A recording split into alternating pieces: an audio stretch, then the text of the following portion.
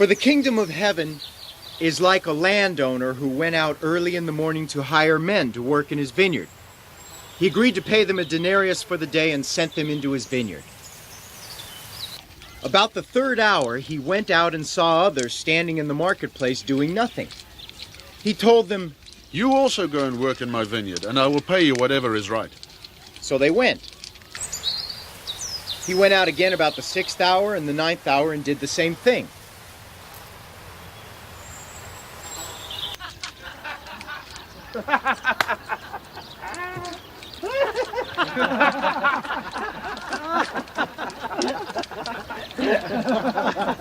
About the 11th hour, he went out and found still others standing around.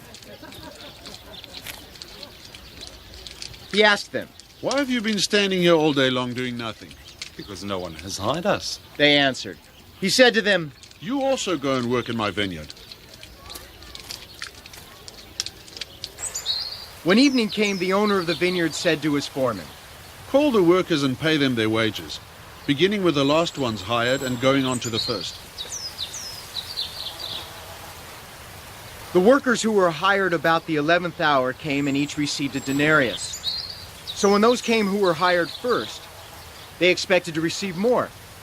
But each one of them also received a denarius. When they received it, they began to grumble against the landowner. "These men who were hired last worked only 1 hour," they said, "and you have made them equal to us, who have borne the burden of the work and the heat of the day." But he answered one of them, "Friend, I'm not being unfair to you. Didn't you agree to work for a denarius? Take your pay and go. I want to give the man who was hired last the same as I gave you. Don't I have the right to do what I want with my own money? Or are you envious because I'm generous?" So the last will be first, and the first will be last.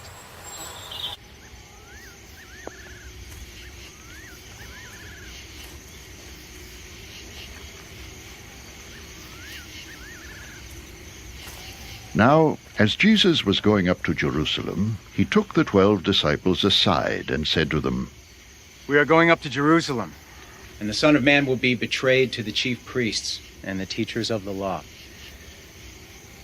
They will condemn him to death, and will turn him over to the Gentiles to be mocked and flogged and crucified.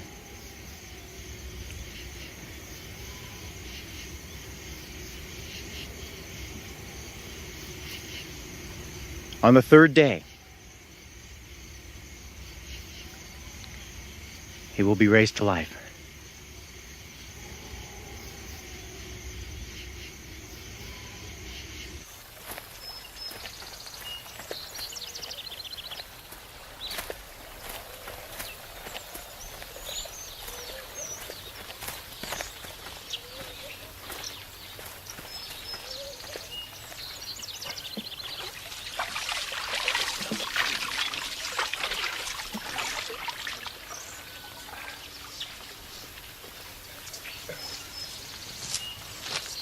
Then the mother of Zebedee's sons came to Jesus with her sons, and kneeling down asked a favor of him.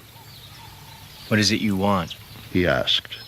She said, "Grant that one of these 2 sons of mine may sit at your right hand and the other at your left in your kingdom." "You don't know what you are asking," Jesus said to them.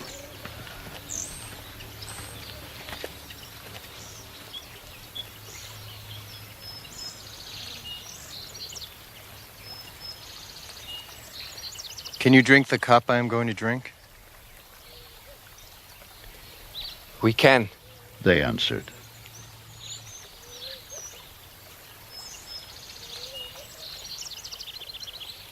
Jesus said to them, "You will indeed drink from my cup, but to sit at my right or left is not for me to grant. These places belong to those for whom they have been prepared by my Father."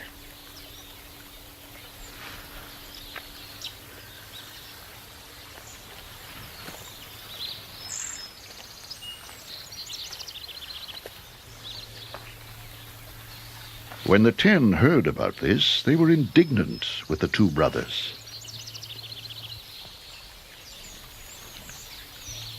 Jesus called them together and said, You know that the rulers of the Gentiles lord it over them, and their high officials exercise authority over them. Not so with you. Instead, whoever wants to become great among you must be your servant. And whoever wants to be first must be your slave. Just as the Son of Man did not come to be served, but to serve, and to give his life as a ransom for many.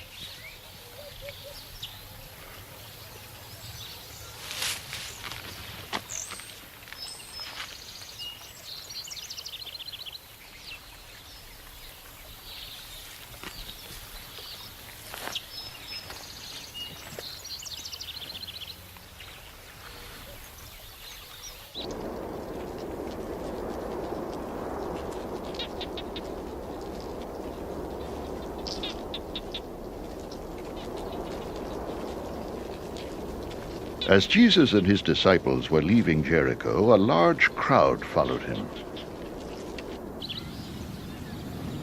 2 blind men were sitting by the roadside, and when they heard that Jesus was going by, they shouted,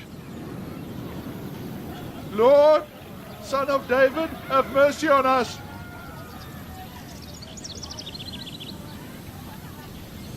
The crowd rebuked them and told them to be quiet, but they shouted all the louder, Lord, Son of David, have mercy on us. Jesus stopped and called them. What do you want me to do for you? He asked. Lord, They answered, we want our sight.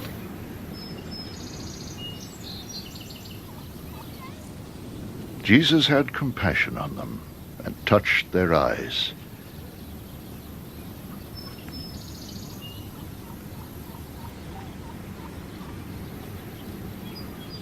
Immediately they received their sight and followed him.